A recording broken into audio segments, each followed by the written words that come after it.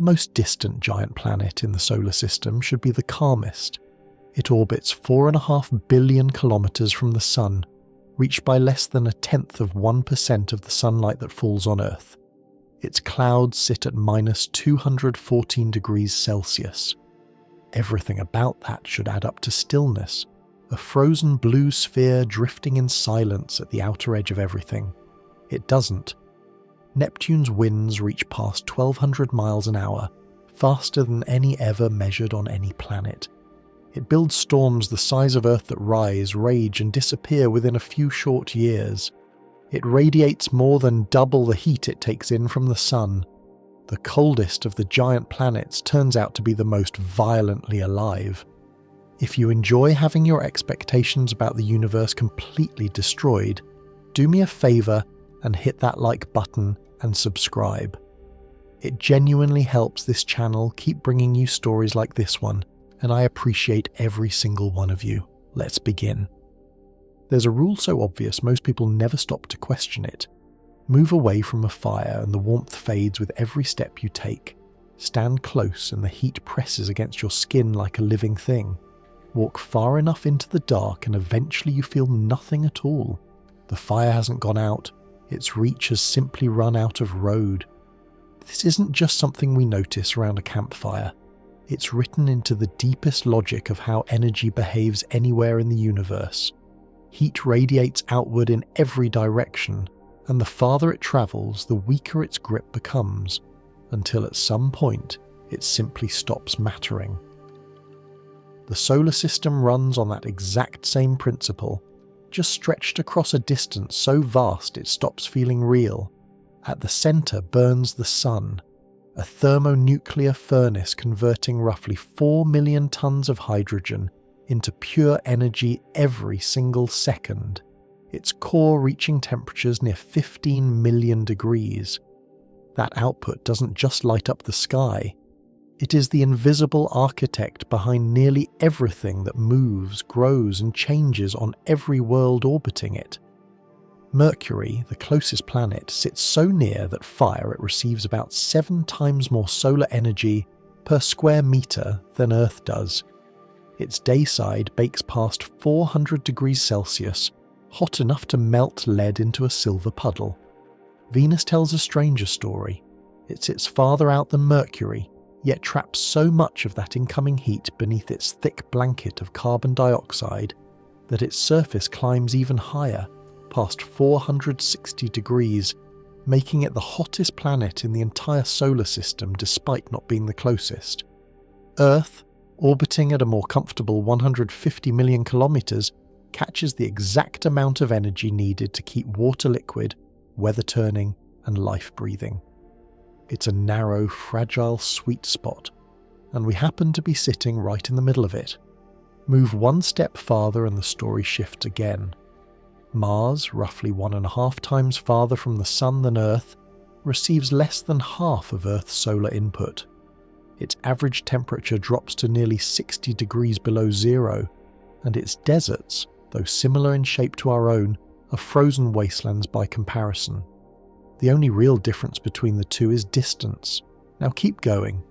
Cross the asteroid belt, leave the rocky inner worlds behind, and reach Jupiter, 5 times farther from the Sun than Earth. The sunlight arriving there has already thinned to roughly 4% of what warms our planet. Stand on its cloud tops, hypothetically, and the Sun would still be the brightest object in the sky, but it would look like little more than a bright coin pinned against the black. Saturn sits even farther out, nearly 10 times Earth's distance, catching barely 1% of our solar energy. From its cloud tops, the Sun becomes a sharp, brilliant point of light, unmistakably still the brightest star in that sky, but no longer capable of driving much of anything on its own. Uranus doubles that distance again, orbiting at roughly 20 times Earth's position, and past Uranus, at the very edge of the major planets, sits Neptune, nearly 30 times farther from the Sun than we are. By the time sunlight finally reaches Neptune's clouds, after a journey of over 4 hours at the speed of light, it has faded to something almost absurd. roughly 900 times weaker than what falls on Earth. Where our planet receives around 1,360 watts of solar energy per square metre, Neptune receives about 1.5 watts. A porch-light glimpsed from across a valley would put up a better fight. This gradient, close means warmer and energetic, far means colder and quiet, isn't just a passing observation. It's the most basic organising principle of the entire solar system. It shapes the surface temperatures of rocky worlds, the chemistry locked inside distant atmospheres, and the pace at which weather itself is allowed to happen. And it builds toward one unavoidable expectation. If the Sun is the engine behind nearly everything that moves in this system, then the farthest major planet from that engine should be the quietest world of them all, the most thermally exhausted, the most meteorologically still. It should be a place where almost nothing happens, because almost no energy ever arrives to make anything happen. That is exactly the picture scientists carried with them for over a century after Neptune's discovery in 1846, a planet found not by looking through a telescope, but by mathematics alone, after astronomers noticed something unseen was tugging at the orbit of Uranus. The French mathematician Urbain Le Verrier calculated where the invisible planet had to be, and when the German astronomer Johann Galle pointed his telescope at that exact patch of sky, he found Neptune within 1 degree of the predicted position on the very first night he looked. It remains one of the great triumphs of Newtonian physics, a planet discovered on paper before it was ever confirmed by eye. But finding a planet and understanding one are entirely different achievements, and for well over 100 years afterward, Neptune remained little more than a distant blue dot, its secrets locked away behind billions of kilometres of empty space. Part of the problem was simple geometry. From Earth, Neptune appears as a disk barely 2 arc-seconds wide, roughly the apparent size of a coin viewed from 3 kilometres away. Resolving any real surface detail at that scale demanded either flawless atmospheric conditions or telescope technology that, for most of the 20th century, simply didn't exist yet. All anyone really knew was the outline. Its orbit took a staggering 165 years to complete, meaning it hadn't even finished a single full lap around the Sun since its discovery. Its diameter stretched to nearly 4 times that of Earth, and its clouds, tinted by traces of methane-absorbing red light, glowed a deep, serene blue that made it look, from a distance, like the calmest place imaginable. Every principle of energy-driven weather said that calm should be real. Based purely on how much sunlight Neptune receives, scientists calculated its expected temperature should sit somewhere around -228 degrees Celsius, cold enough to freeze methane solid and slow the atmosphere's chemistry to a near standstill. A world this cold, this starved of sunlight, simply shouldn't have the fuel to do anything dramatic, and for over a century nobody had any reason to think otherwise. Every calculation pointed the same direction. Every comparison across the solar system reinforced it. A world sitting at the very outer limit of the Sun's influence, this cold and this starved of light, simply had no business behaving like anything other than a slow, frozen afterthought at the edge of everything. That certainty would hold for exactly as long as nobody actually looked closely enough to test it. That confidence had a rehearsal, and it seemed to prove every assumption right. In January 1986, a spacecraft called Voyager 2 swept past Uranus, the planet most similar to Neptune in size, mass and composition, the closest thing to a twin either of them has. If anything could preview what Neptune's atmosphere might look like, this was it. The imaging team at NASA's Jet Propulsion Laboratory expected at least something, some hint of banding, a handful of visible storms, anything resembling the turbulence already photographed on Jupiter and Saturn. What came back instead was almost nothing. Uranus appeared as a smooth, pale, blue-green sphere, so featureless that some scientists initially suspected their own camera filters were washing out the contrast. They weren't. Only after aggressive image processing did a few faint cloud bands and a scattering of small features near the South Pole emerge, so subtle they would have been invisible in any less carefully sharpened data. Compared to the turbulent bands of Jupiter or the delicate ring-like weather patterns on Saturn, Uranus looked wiped clean, as if someone had reached into the atmosphere and simply switched the weather off. The explanation seemed to fit perfectly into everything already understood about energy and distance. Uranus sits about 20 times farther from the Sun than Earth does, receiving only a tiny trickle of solar energy, and critically it radiates almost no extra heat of its own. Its internal furnace, whatever remained of it after billions of years, had gone essentially cold. Without either the Sun or its own interior supplying meaningful energy, the atmosphere simply had nothing to work with. Stillness wasn't a mystery, it was the expected outcome, and if that logic held for Uranus, it seemed to promise something even quieter for Neptune.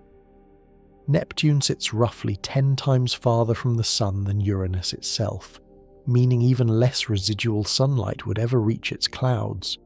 Some scientists speculated privately that the coming Neptune flyby, still 3 years away, might turn out to be the least visually interesting encounter of Voyager's entire 12-year tour through the outer solar system. All the excitement they assumed had already happened at Jupiter and Saturn. Neptune would simply be the quiet coda, a chance to confirm what the mission had already taught everyone about the outer solar system's slow fade into stillness. By the time this expectation had settled into place, Voyager 2 itself was already an aging machine attempting something extraordinary. It had launched in August 1977, engineered to exploit a rare planetary alignment that occurs only once every 175 years, one capable of slingshotting a single spacecraft past Jupiter, Saturn, Uranus, and finally Neptune, using each planet's gravity to fling it toward the next. Along the way, it had already rewritten entire chapters of planetary science, revealing active volcanoes erupting on Jupiter's moon Io, mapping the astonishing complexity hidden inside Saturn's rings, and documenting the bizarre tilted magnetic field of Uranus. Each encounter had built on the last, a 12-year relay race across the outer solar system, with no chance for a second pass at any of it. By 1989, 12 years into its journey, the spacecraft's instruments were operating far beyond anything their 1970s designers had originally planned for. Its primary radio receiver had failed years earlier. Its camera platform had jammed briefly during the Saturn flyby and required careful, painstaking reprogramming from mission control just to keep functioning. And now it was approaching a target so distant that its own signals, travelling at the speed of light, took over 4 hours just to reach Earth, arriving faint enough that engineers had to link radio antennas together across entire continents just to catch enough of the whisper to reconstruct a single image. At the Jet Propulsion Laboratory in Pasadena, the imaging team, led by planetary scientist Bradford Smith, had spent months preparing for a flyby window that would last only hours.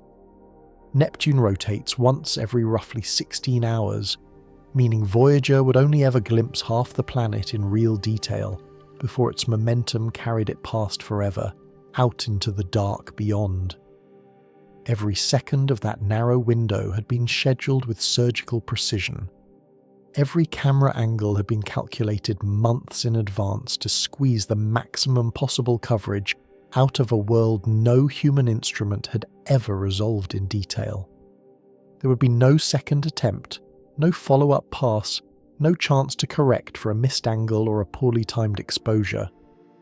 Whatever Voyager captured during those few hours on its way past Neptune would stand as humanity's only close-up record of the planet for decades to come, a fact the team at Pasadena understood clearly even before the first images began arriving. Nobody expected fireworks. The mission's official goals leaned heavily toward Neptune's giant moon, Triton, and toward studying the planet's magnetic field and its faint, barely detected ring system. Atmospheric drama wasn't on anyone's list of likely outcomes. If anything, the atmosphere itself was treated almost as an afterthought, the part of the encounter everyone assumed would simply confirm what Uranus had already taught them.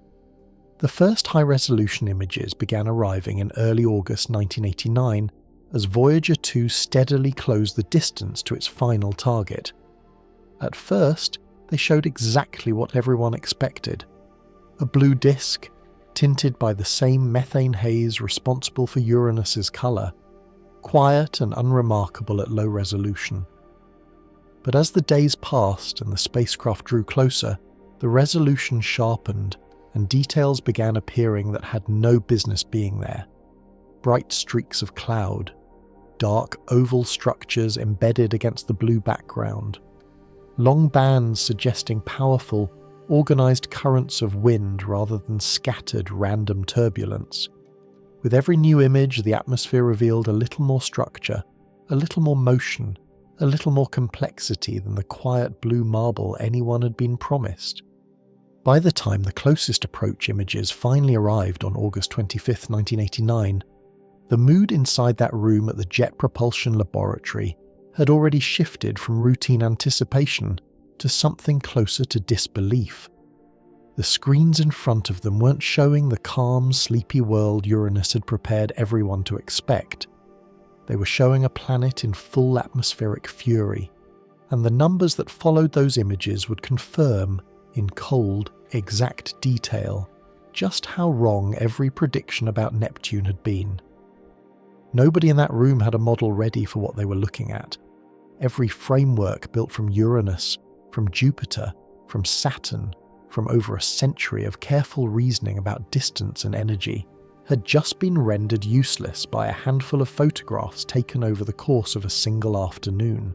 The first thing anyone noticed was a shape that shouldn't have been there.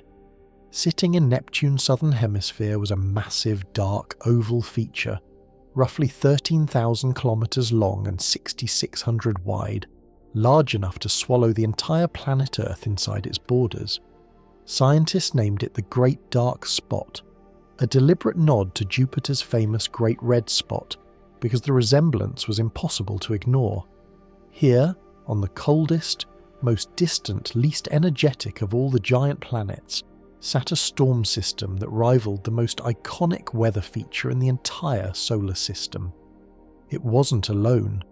A second, smaller dark oval appeared farther south, and between the two an isolated bright cloud raced around the planet at astonishing speed, completing a full lap roughly every 16 hours. Someone on the imaging team nicknamed it the Scooter, and the name stuck instantly.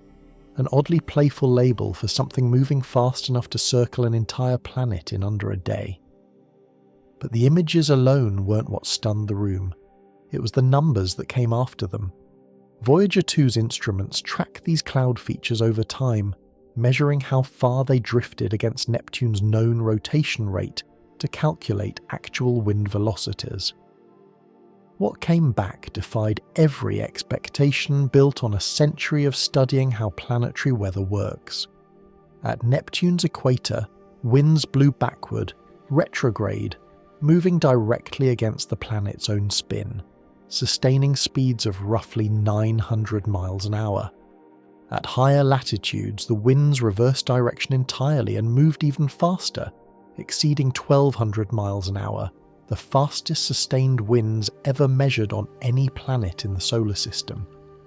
To understand how strange that number really is, it helps to have something to compare it against.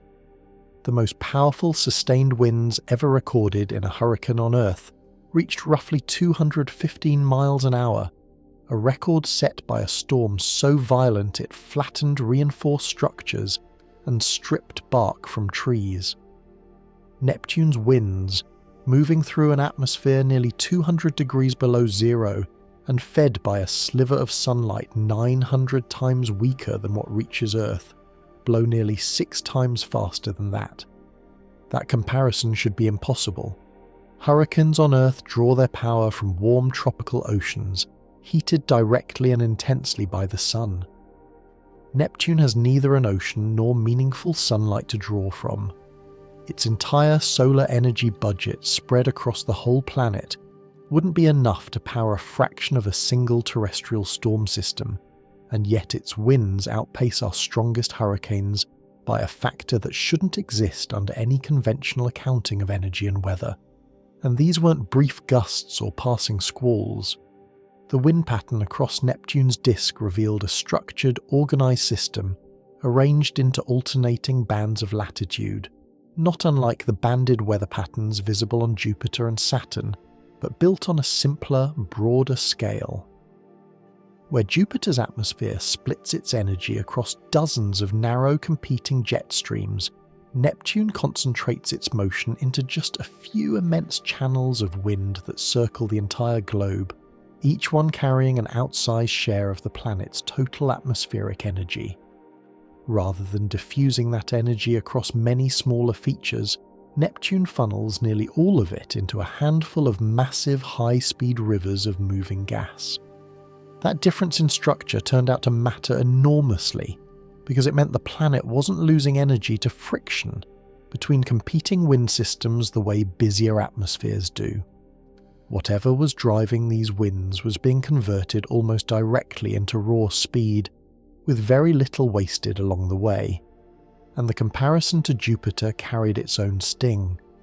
Jupiter is more than 300 times the mass of Earth, sits 5 times closer to the Sun, and radiates roughly 70% more heat than it absorbs, a planet with every conceivable advantage in the energy department. Neptune, receiving a fraction of Jupiter's sunlight and holding barely a 20th of its mass, was still somehow winning the race for the fastest winds ever measured. The Great Dark Spot itself behaved less like a static storm and more like a living, breathing structure. It rotated counterclockwise in the pattern typical of a high-pressure system in Neptune's southern hemisphere, and drifted steadily westward across the planet at roughly 300 meters per second relative to the surrounding atmosphere. Bright white clouds of frozen methane clung to its edges, forming wherever rising gas cooled enough to crystallize along the vortex's boundary, a visible signature of enormous quantities of air being forced upward and outward by the storm's rotation. Even its shape wasn't fixed. Over a rhythm of roughly 8 days, the oval would stretch and compress, oscillating like something breathing, expanding and contracting in a pattern that suggested constant, ongoing interaction with the powerful jet stream surrounding it. On Jupiter, the Great Red Spot has held its shape and position for centuries, a fixed landmark stable enough that observers across multiple human lifetimes have watched it without seeing it move. Scientists initially assumed Neptune's version might behave the same way, another permanent monument etched into a giant planet's atmosphere. The comparison felt natural. Both storms occupied similar latitudes, rotated in the same anticyclonic direction, and appeared at first glance to be built from the same basic physics. That assumption would prove just as wrong as everything else Voyager had already overturned. But in the moment, standing inside Voyager's brief flyby window, nobody yet knew that. All anyone in that room at the Jet Propulsion Laboratory understood, staring at storm systems and wind speeds no model had predicted, was that every piece of conventional wisdom about the outer solar system had just been quietly and completely dismantled. The farthest major planet from the Sun wasn't quiet. It wasn't still. It wasn't the slow, frozen conclusion to the solar system's story that a century of assumption had promised. Something, somewhere inside this cold blue world, was generating enough raw power to outrun every storm system ever measured closer to the Sun, and nobody yet had any idea where that power was actually coming from. That question of where Neptune's violence was truly born would take decades to even begin answering. For now, all anyone had was the evidence itself. A cold, distant world outrunning every storm system measured closer to the Sun, doing it with a fraction of the energy available to any of its neighbours, and offering no explanation for how, Neptune's storms don't just form, they disappear, and then somewhere else entirely they begin again. Jupiter's Great Red Spot has held its shape and position for centuries, a fixed monument stable enough that generations of astronomers have tracked it without ever seeing it fade. When the Hubble Space Telescope turned its optics toward Neptune in 1994, just 5 years after Voyager's flyby, scientists expected to find the Great Dark Spot still sitting where it had been, perhaps a little smaller, perhaps slightly reshaped, but recognisably the same storm. It was gone, not faded, not diminished, simply gone, as if it had never existed at all. In its place, a new dark spot had appeared, not in the same hemisphere but in the opposite one, up in the north where nothing had been before. The smaller storm Voyager had photographed alongside it had vanished too. It was as though Neptune had erased an entire page of its own atmosphere and quietly begun writing a new one somewhere else. Nothing in the solar system behaves quite like this. Jupiter's storms are stable across human lifetimes. Saturn's outbursts, while occasional and dramatic, follow at least somewhat predictable rhythms. Neptune generates massive vortex systems the size of entire planets, sustains them for a handful of years, and then destroys them completely, only to build new ones elsewhere, as if the atmosphere itself refuses to let anything stay permanent. Decades of continued observation have only reinforced how normal this instability actually is for Neptune. Astronomers now estimate that some major dark vortex exists somewhere on the planet, roughly half the time, cycling in and out of existence with a rhythm that suggests continuous internal generation, constantly balanced against whatever forces eventually tear each storm apart.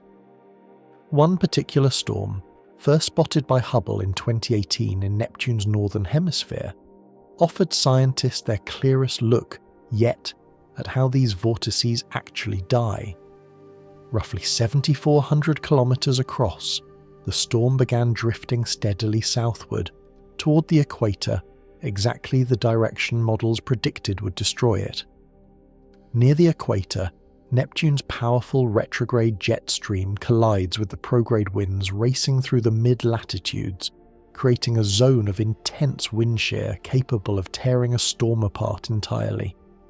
Every model built from decades of data agreed this storm was heading toward its end. Then, in observations taken in 2020, it simply reversed course. Instead of continuing toward destruction, the storm turned and began drifting back the way it came, defying every prediction built from Neptune's own observational history. Even more unexpectedly, a second, smaller dark spot appeared near the larger one, possibly a fragment that had broken away from the main storm, drifting independently before eventually fading on its own. If confirmed, it would represent the first time scientists had ever directly witnessed a Neptunian dark spot in the actual process of falling apart, rather than simply comparing one snapshot to the next and noticing something had vanished in between. That distinction matters more than it might first appear. For decades, the only evidence available was the presence or absence of a storm across widely spaced observations, sometimes months apart. A storm would appear in one image and simply be missing from the next, leaving scientists to speculate about what had actually happened in between. Did it dissolve gradually, spreading its energy quietly into the surrounding atmosphere? Did wind shear tear it apart in one sudden violent event? Did it collapse inward or explode outward? The 2018 storm, caught mid-reversal and mid-fragmentation, offered the first real glimpse of an answer, hinting that at least some of these storms don't fade gently. They break. And if that's true, the implications reach further than a single storm's fate. If Neptune's vortices routinely fragment rather than dissolve, the energy released during that breakup could feed directly back into the surrounding atmosphere, potentially seeding the conditions for the very next storm to form. Neptune's atmosphere may not simply generate and destroy storms independently. It may be running a self-sustaining cycle, where the wreckage of one system becomes the raw material for the next. That picture grew even more detailed in 2023 when a research team using the European Southern Observatory's Very Large Telescope in Chile achieved something previously thought impossible, detecting one of Neptune's dark spots directly from the ground. Every earlier detection had required either a spacecraft passing at close range or the Hubble Space Telescope observing from above the distorting blur of Earth's own atmosphere. Ground-based telescopes had simply never had the resolution or contrast needed to pick out something this faint against Neptune's blue disk from over 4 billion kilometers away. The instrument responsible didn't just capture an image, it captured a spectrum, and that spectrum revealed something the earlier photographs alone never could. The dark appearance of the storm wasn't simply an empty gap where bright clouds happened to be missing. The data suggested the aerosol particles within the vortex itself had physically darkened, meaning the storm was actively altering the chemistry of the material trapped inside it, not just pushing existing clouds out of the way to reveal a darker layer underneath. Alongside the dark spot, the same observations picked up an unexpected bright companion feature, one that appeared to belong to a completely distinct cloud layer sitting at a different altitude than the usual methane ice companions photographed by Hubble. Each new observation seems to add complexity rather than resolve it. Neptune's storms aren't simply appearing and disappearing according to some clean, describable rule. They're evolving internally, chemically, in ways that current instruments have only just begun to detect. Even Neptune's clouds refuse to stay constant, and the mechanism behind their disappearance turned out to be stranger than anyone expected. Beginning in 2019, astronomers monitoring the planet through the Keck Observatory, the Hubble Space Telescope, and the Lick Observatory began noticing something alarming. Neptune's clouds weren't just thinning gradually the way seasonal change might explain. They were vanishing within months.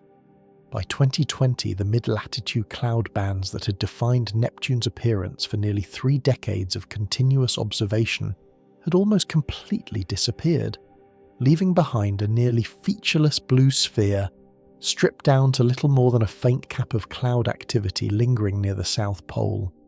Side-by-side images from 2002 and 2020 look almost like 2 different planets entirely. The cause traced back to something remarkably faint, the 11-year rhythm of the sun's own ultraviolet output. When solar activity increased, Neptune's cloud cover followed roughly 2 years later. When solar output dropped, the clouds faded in step. The leading explanation involves photochemistry high in Neptune's upper atmosphere, where ultraviolet light breaks apart methane molecules, producing more complex compounds that serve as condensation nuclei for cloud formation lower down. When ultraviolet input drops, that supply chain slows, and the clouds it would have seeded simply never form. It's a strange kind of proof. Even at a distance where sunlight has been reduced to something Earth would barely register, the sun still reaches far enough to leave its signature on Neptune's face, rewriting the planet's entire visible appearance within a couple of years, evidence that even the faintest signal, given enough time and the right chemistry, can still travel across billions of kilometers and leave its mark.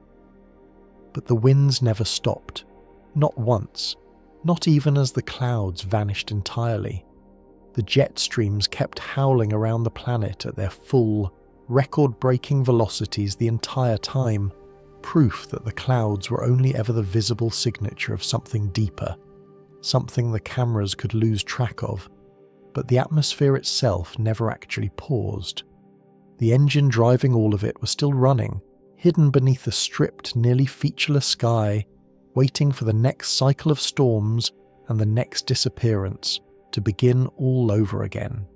None of what Voyager measured can be explained by sunlight, and the arithmetic makes that painfully, almost embarrassingly clear. Neptune receives a fraction of Earth's solar energy so small it barely registers on any meaningful scale, somewhere around a 900th of what reaches our planet, and yet its winds blow nearly 6 times stronger than the most powerful hurricane ever recorded on Earth. A storm fueled by warm tropical oceans and drenched in more sunlight in a single afternoon than Neptune receives across an entire year.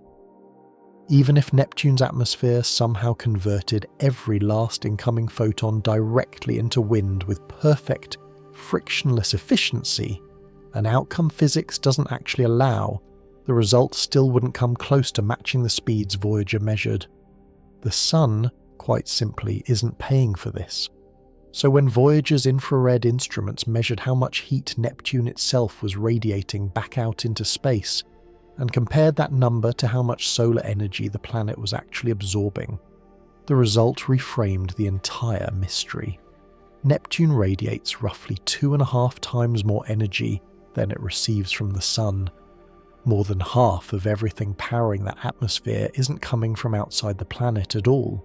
It's coming from within. That single measurement transforms everything else already discussed. The winds, the storms, the vanishing dark spots, none of it needs sunlight to exist. It's being powered by heat leaking outward from Neptune's deep interior, energy that has likely been stored inside the planet since its formation 4.5 billion years ago, slowly working its way toward the surface and into the atmosphere ever since. The most straightforward explanation for that leftover heat is something scientists call residual formation energy. When giant planets first form, gas and dust collapsing under their own gravity release enormous amounts of energy in the process. Some of it radiates away immediately, but a significant portion gets trapped deep inside the newly formed planet, stored as heat within its compressed core and mantle. Over billions of years, that trapped heat slowly makes its way back toward the surface, eventually escaping into the atmosphere and radiating out into space. This process happens to varying degrees in all 4 giant planets. Jupiter and Saturn, being far more massive, trapped enormous reserves of this formation energy and continue releasing it steadily even now, which comfortably explains why both worlds radiate more heat than they receive from the Sun. Neptune's own energy ratio fits neatly inside that same general framework. It formed the same way, trapped its own share of heat, and continues slowly releasing it across geological time. The numbers, on their own, aren't shocking. Saturn, for comparison, radiates roughly 80% more energy than it absorbs from the Sun, a ratio comfortably explained by the same slow gravitational contraction still squeezing the planet today. Jupiter and Saturn's excess heat makes sense precisely because their enormous mass guarantees a correspondingly enormous reservoir of trapped formation energy. What is shocking sits right next door. Uranus is essentially Neptune's twin. The 2 planets share strikingly similar mass, similar diameter, similar bulk composition, hydrogen and helium atmospheres wrapped around mantles of compressed ice. By every obvious measure, they should share a similar internal heat budget and, by extension, a similarly active atmosphere. They don't. Uranus radiates almost no excess heat at all, its ratio sitting so close to a perfect balance with incoming sunlight that it's essentially indistinguishable from thermal equilibrium. Somewhere along the way, Uranus either lost its internal heat far faster than its twin, or something inside the planet is actively preventing that heat from ever reaching its atmosphere. The result is the strangely bland, nearly featureless world Voyager photographed back in 1986, quiet not because it lacks the same basic ingredients as Neptune, but because it appears to lack the engine. The leading explanation for that difference points to Uranus's bizarre tilt. The planet rotates almost entirely on its side, its axis tipped by roughly 98 degrees, an orientation generally attributed to a massive ancient collision early in its history, one violent enough to have physically knocked the entire planet over. Some researchers suspect that same impact disrupted the planet's internal heat transport, creating a stable layering inside Uranus that traps heat beneath an insulating barrier, sealing it away from the atmosphere entirely. The heat might still be there, deep inside, just permanently locked in place. Neptune, having apparently avoided any comparable catastrophe and maintaining a far more modest tilt of roughly 28 degrees, may simply allow its internal heat to rise freely, uninterrupted, all the way from its core to its clouds. But that collision hypothesis isn't the only explanation on the table. Some researchers point instead to subtle differences in internal composition, suggesting that slightly different ratios of water, methane, and ammonia inside each planet's ice mantle could change how efficiently heat conducts and convects outward. Others propose that Neptune might still be undergoing slow, ongoing gravitational differentiation, with denser material gradually sinking toward its core and releasing fresh gravitational energy in the process, an internal engine that never fully shut off. If Uranus's interior was more thoroughly mixed by whatever event tipped it onto its side, it may simply have completed that same process long ago and run out of fuel. The honest answer is that nobody fully knows yet which explanation is correct, and resolving it will likely require a dedicated mission to both planets, something that remains, for now, only a proposal on paper. But even a confirmed source of internal heat only explains half the mystery. The total energy flux escaping from Neptune's interior is genuinely modest in absolute terms, a fraction of a watt per square meter, nowhere near the raw power needed to naively explain winds this extreme. Something about the way Neptune's atmosphere handles that trickle of energy must be dramatically amplifying it, converting a whisper of heat into a scream of wind. 3 overlapping factors appear to make that amplification possible. The first is the complete absence of any solid surface. Earth's atmosphere constantly bleeds kinetic energy through friction against oceans, mountains, forests, and cities, which is part of why hurricanes weaken so quickly the moment they make landfall. Neptune has no equivalent obstacle anywhere near its visible atmosphere. Its hydrogen-helium envelope simply thickens gradually into the dense interior below, with no crust, no ocean floor, nothing capable of dragging the wind to a stop. Once air starts moving, there's nothing standing in its way. The second factor is depth, or rather, the surprising lack of it. Neptune's active wind layer, the region where all this violent motion actually happens, appears to be extraordinarily shallow compared to the planet as a whole, confined to somewhere around 600 to 1100 kilometers deep. A thin shell wrapped around a planet more than 49,000 kilometers wide. That shallowness matters enormously, because it means the planet's modest internal heat doesn't need to accelerate an entire world's worth of atmosphere. It only has to move a comparatively small, low-density shell of gas at the very top, and moving a small mass fast takes far less energy than moving an enormous mass slowly. The third factor is temperature itself, and it works almost backward from intuition. At roughly 214 degrees below zero, Neptune's atmospheric gases carry so little thermal energy that their internal viscosity, essentially the friction between adjacent layers of moving gas, drops dramatically. In a warmer, denser atmosphere, that viscosity acts like an internal brake, quietly converting kinetic energy into heat and slowing everything down over time.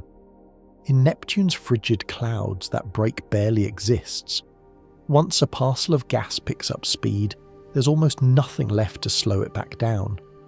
Put those 3 factors together, and Neptune's atmosphere starts to resemble something closer to a flywheel spinning in a vacuum. Energy enters at the base of that thin wind layer as rising heat from below gets converted into kinetic motion, and then simply keeps circling the planet with almost nothing draining it away. It's not a powerful engine running on abundant fuel. It's an efficient one, wringing an outsized result out of an almost embarrassingly small supply. Below the clouds, Neptune stops resembling anything familiar at all, descend past the visible hydrogen and helium atmosphere, and pressure begins climbing fast. Within a few thousand kilometers, conditions grow extreme enough that ordinary matter starts behaving in ways with no real counterpart anywhere in everyday human experience. Water, methane, and ammonia, the very ices that earn Neptune its classification as an ice giant, don't exist down there as anything resembling frozen solids. Under pressures reaching hundreds of gigapascals and temperatures of several thousand degrees, water is thought to enter a bizarre state called superionic ice, where oxygen atoms lock into a rigid crystal lattice, while hydrogen atoms break free entirely, flowing through that structure like a liquid moving through a solid frame.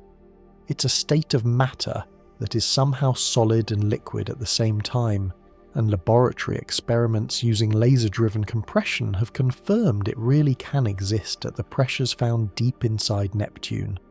Methane fares even stranger. Under similar extreme pressure, its molecules may be forced apart entirely, carbon atoms squeezed loose from their hydrogen bonds and compressed directly into solid diamond crystals, while the freed hydrogen rises upward through the layers above. Scientists have started calling this process diamond rain, a continuous precipitation of solid diamond sinking slowly through compressed fluid toward Neptune's rocky core. If it's really happening, it isn't just a strange curiosity. The gravitational energy released as that dense material sinks through lighter surroundings could be actively generating new heat right now, supplementing whatever's left over from the planet's formation, and helping explain why Neptune's internal furnace has stayed so much more active than Uranus's after 4.5 billion years of cooling. At the very centre sits a rocky core, estimated at roughly 1 to 1.5 times the mass of Earth, compressed under pressures nearly 7 million times what we experience at sea level, with temperatures near its boundary estimated around 5,000 degrees Celsius, comparable to the surface of the Sun itself. This isn't a frozen relic sitting quietly at the bottom of a cold planet. It's a furnace, radiating energy outward through those exotic ice layers, driving the convection that eventually reaches the atmosphere and powers the winds circling the planet at record-breaking speed. That same strange interior appears responsible for something else entirely: Neptune's magnetic field, and it may be the most oddly shaped magnetic field in the solar system. On Earth, the magnetic axis sits only about 11 degrees off from the planet's rotational axis, keeping the magnetic poles roughly aligned with the geographic ones. Jupiter and Saturn follow a similar tidy arrangement.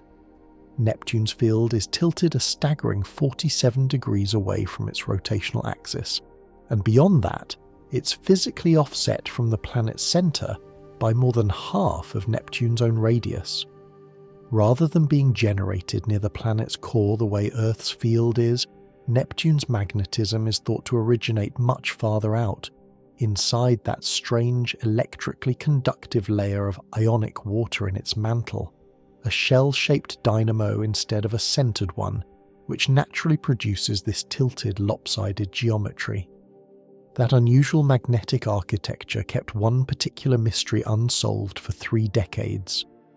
Auroras, the glowing displays produced when charged particles from the Sun get funneled along a planet's magnetic field into its atmosphere, had already been detected on Jupiter, Saturn and Uranus decades earlier through the faint infrared glow of a molecule called the trihydrogen cation.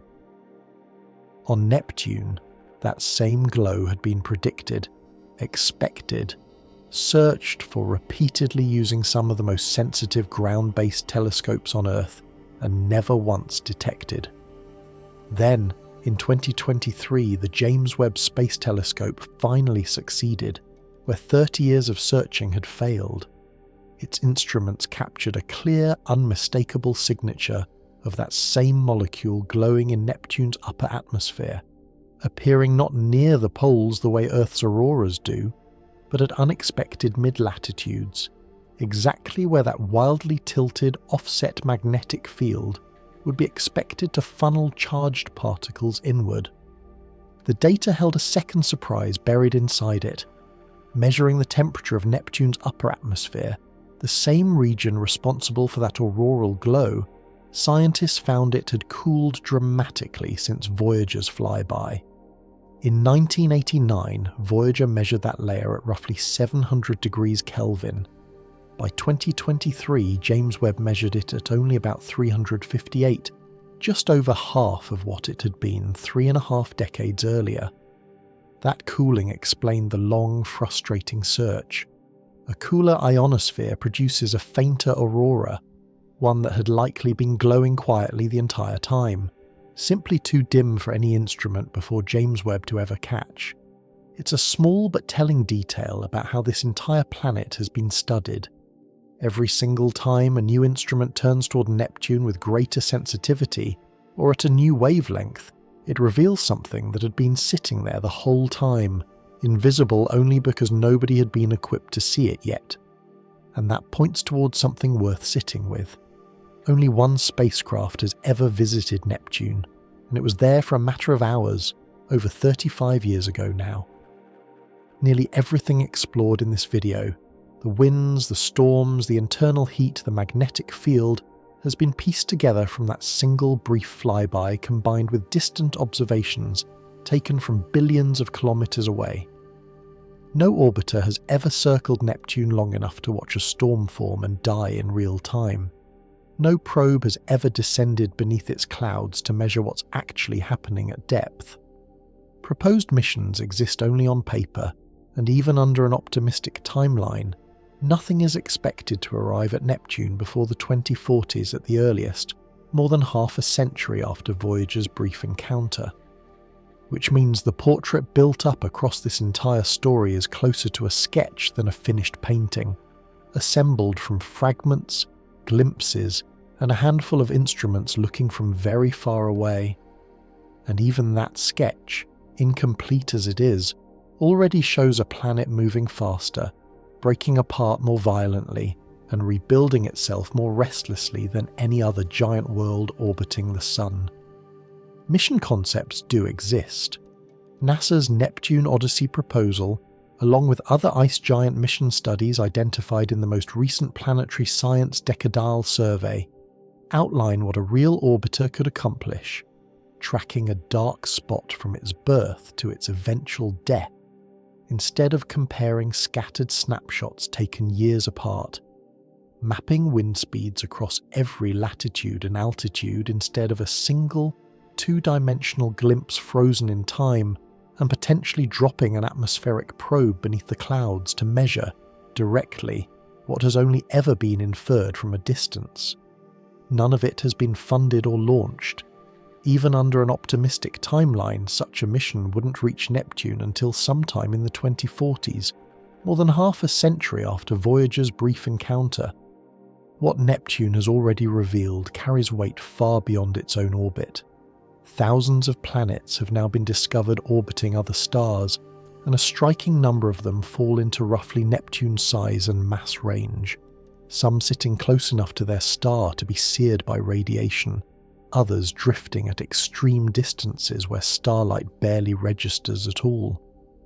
The old assumption would say the distant ones should be quiet, and the close ones should be active. Neptune suggests that assumption may not hold out there either. A Neptune-sized world far from its star could still carry a powerful internal engine of its own, still wrap itself in a shallow, low-friction atmosphere capable of turning a whisper of heat into extreme wind, still be raging, invisibly, in the dark. We can't yet see the atmospheres of most of these distant worlds in any real detail. But Neptune is a warning against assuming we already know what we'll find once we can. Step back far enough, and Neptune stops looking like an exception and starts looking like a lesson. The old assumption, the one built from watching Mercury through Saturn, said that distance from the Sun should determine how alive a world's atmosphere can be. Closer means livelier, farther means quieter.